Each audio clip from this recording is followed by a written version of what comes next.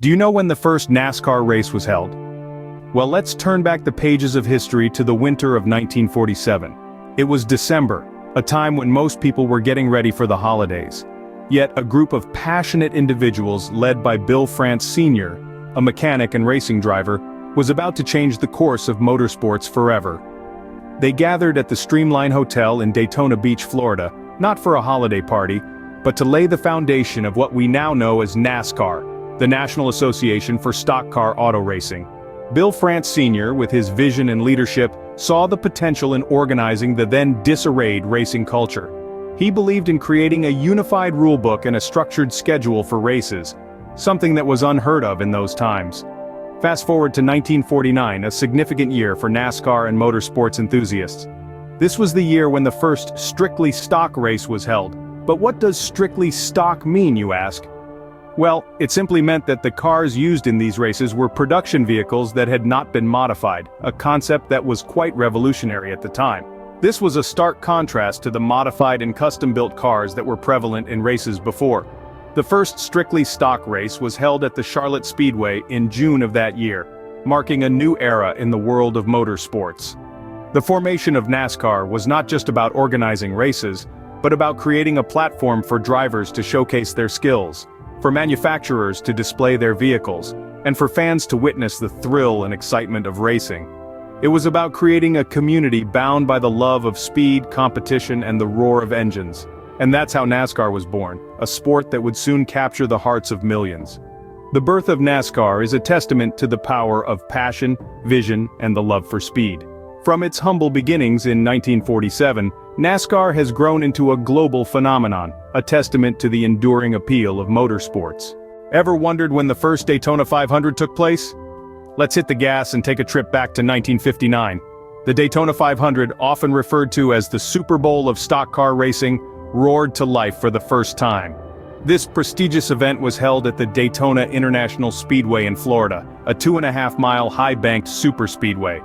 What set the Daytona 500 apart was not just the length of the race, but the high-speed, bumper-to-bumper action that kept spectators on the edge of their seats. It was a groundbreaking event, a defining moment that shaped the future of NASCAR and motorsports as a whole. The winner of that inaugural race was none other than Lee Petty, father of the legendary Richard Petty. His victory, after a nail-biting finish, set the tone for the thrilling races that would follow in the years to come.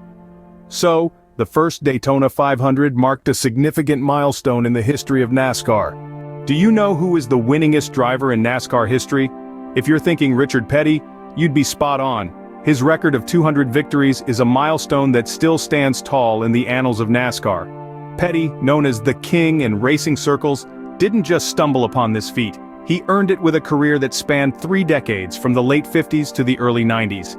His reign was marked by major wins, including 7 Daytona 500 victories. But beyond the numbers, Petty's influence extends to the very fabric of the sport. His competitive spirit, coupled with a relentless pursuit of excellence, set the bar for future generations. He drove with a fierce determination, each victory a testament to his grit and tenacity. In the end, it's not just about the 200 wins, it's about the legacy he left behind. Richard Petty, a name etched in gold in NASCAR's history. Can you guess which is the Cup Series' shortest track? Well, it's none other than the Martinsville Speedway. Nestled in the heart of Virginia, this track has been a staple of NASCAR since its inception. But don't let its size fool you. With its length just a smidgen over half a mile, Martinsville might be short, but it's a giant in terms of racing history and intensity. This challenging track is known for its tight corners and narrow straightaways, making it a test of skill and strategy for every driver. Some of the most memorable races have taken place here, with drivers navigating the track's unique paperclip shape to secure their victories. One such significant race was the 1999 Goody's Body Pain 500, where John Andretti secured a remarkable win, proving that on this track, it's not about the size, but the driver's skill and determination. Indeed, size doesn't always matter in the world of racing. Did you know only 3 drivers have won 7 championships in NASCAR? Quite the exclusive club, isn't it? These are the drivers who have showcased exceptional skill, courage, and determination on the racetrack. First, let's talk about Richard Petty. Known as the King, Petty's illustrious career spanned 3 decades, from the late 50s to the early 90s. His aggressive driving style and uncanny ability to read the track made him a fan favorite and a formidable competitor. Next up is Dale Earnhardt, a man whose name became synonymous with NASCAR. The Intimidator, as he was fondly called, was known for his fearless, no-holds-barred approach to racing. His tragic death during the Daytona 500 in 2001 sent shockwaves through the sport. And then there's Jimmy Johnson, the most recent driver to join this elite group. Johnson's 7 championships came within an 11-year span, a testament to his consistency and competitiveness. These are the legends who have left an indelible mark in NASCAR. Ever wondered who holds the most records as a female driver in NASCAR? Well, let's shift gears and give you the answer. Her name is Danica Patrick, a woman who has left tire marks on the tracks of NASCAR history. She's not just a driver, she's a record holder, a trailblazer, a force of nature. Danica Patrick, the name itself carries a certain weight in the realm of motorsports. She's the first woman to win an IndyCar Series race, and she didn't stop there. In NASCAR, she became the first female driver to secure a pole position in the prestigious Daytona 500. But her legacy doesn't end with her records. Patrick's influence extends beyond the racetrack. Her career has inspired a new generation of female drivers, showing them that the fast lane isn't just for the boys. Danica Patrick, a force to be reckoned with in NASCAR. Can you guess who made the most consecutive starts in NASCAR? If the name Jeff Gordon comes to mind, you're spot on. With an astonishing record of 797 consecutive starts, Jeff Gordon, also known as the Iron Man, is a true legend of NASCAR. From his rookie season in 1993 until his retirement in 2015, Gordon never missed a single race. That's over 2 decades of unwavering commitment, grit, and passion. His record not only reflects his exceptional durability but also his consistent performance that etched his name in gold in the annals of NASCAR history. Gordon's career is decorated with 93 wins, including 4 championships. His unyielding dedication and relentless pursuit of excellence have left an indelible mark on the sport. His legacy continues to inspire upcoming racers and fans alike, reminding us that persistence and hard work are the keys to true success. Jeff Gordon, the Iron Man of NASCAR. Iron Man of V. Have you noticed a change in the popularity of NASCAR over the years?